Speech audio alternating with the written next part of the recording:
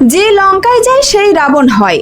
নতুন সরকারের উদ্দেশ্যে কেন এমন কড়া বার্তা দিলেন শিল্পী মমতা শঙ্কর? ক্ষমতার মসনদে বসেই কি বদলে যায় মানুষ? চৌঠা মের আগে এই মন্তব্য ঘিরে তোলপাড় বাংলা। 2026-এর ভোটযুদ্ধ শেষ, ইভিএম এ বন্দী বাংলার ভবিষ্যৎ। এবার প্রশ্ন একটাই, বাংলায় কি ফিরবে পুরনো সরকার, নাকি আসবে পরিবর্তনের নতুন ঝড়?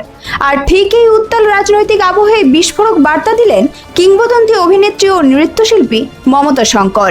তিনি সরাসরি নতুন সরকারের উদ্দেশ্যে কড়া হুঁশিয়ারি দিয়ে বললেন, যে লঙ্কায় যায় সেই যেন রাবণ না হয়।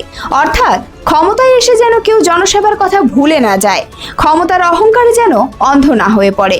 রাজনীতি যেন মানুষের জন্য হয়, ক্ষমতা প্রদর্শনের জন্য নয়। মমতা শঙ্করের বক্তব্য স্পষ্ট, বাংলার মানুষ আর কাদা ছুড়ে ছুড়ে হিংসা অসভ্যতা দেখতে চায় না।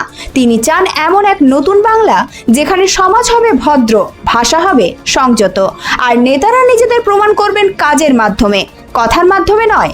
তার কথায় একটা ভদ্র সভ্য সমাজ গড়তে হবে যেখানে ভালো কাজই হবে আসল পরিচয়।